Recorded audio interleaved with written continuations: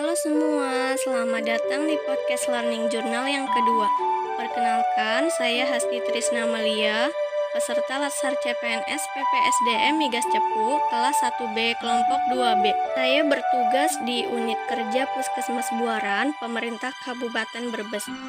Pada kesempatan kali ini, saya akan memaparkan mengenai Learning Journal Agenda 1, modul kedua, yaitu tentang analisis isu kontemporer yang disampaikan oleh Bapak Eko Supriyanto, SST, pada pertemuan sinkronus hari ke-1.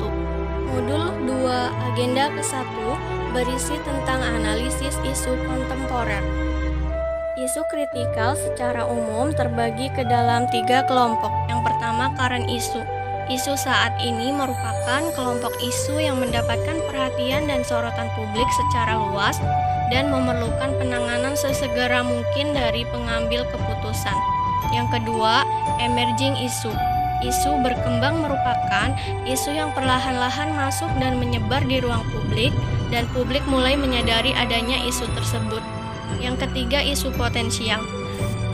Selanjutnya, tahapan penyelesaian isu ada 4. Yang pertama, identifikasi dan deskripsi isu.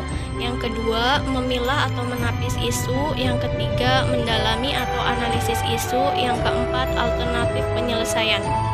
Pertama, identifikasi isu. Identifikasi isu dilakukan dengan cara kemampuan berpikir kritis dan juga inovatif. Deskripsi isu meliputi lingkup isu, deskripsi isu, dan juga rumusan isu.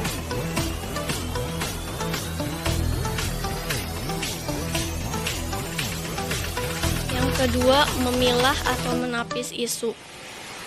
Teknik tapisan isu ada 2, yaitu teknik APKL dan juga teknik USG.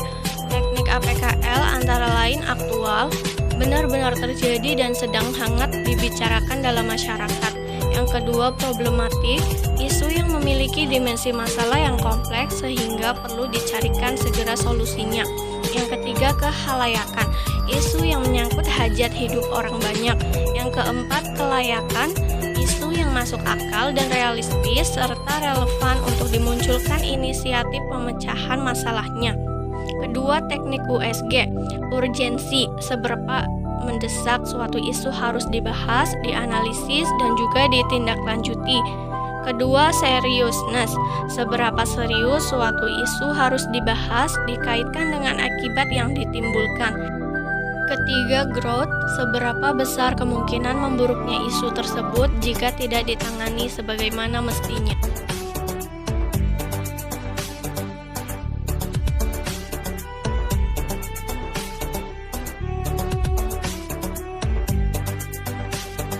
Yang ketiga, mendalami atau analisis isu. Teknik analisis isu yang pertama, fishbone.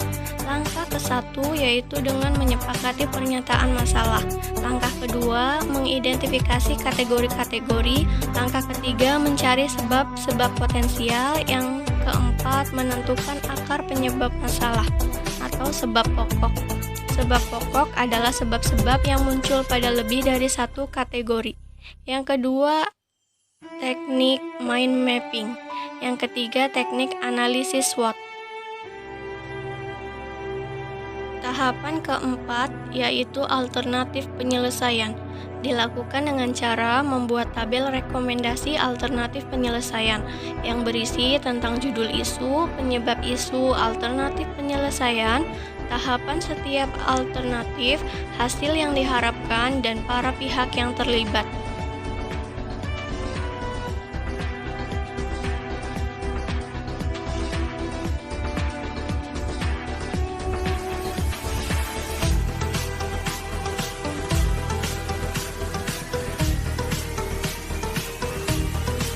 Indikator keberhasilan pada pembelajaran modul kali ini yaitu peserta pelatihan dasar CPNS harus memiliki kepekaan dan kepedulian serta bersedia memberikan kontribusi nyata dengan mengembangkan kemampuan berpikir kritis dan kreatif atau inovatif dalam menghadapi berbagai isu kontemporer yang berpotensi menimbulkan AGHT terhadap keutuhan dan kedaulatan NKRI sebagai wujud dari upaya bela negara.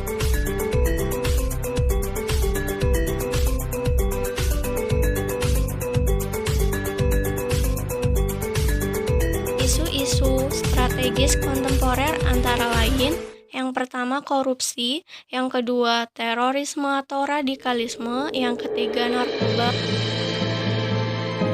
yang keempat money laundering, yang kelima proxy war, yang keenam mass communication. Sekian yang dapat saya sampaikan mengenai Learning Journal modul kedua agenda ke-1. Terima kasih.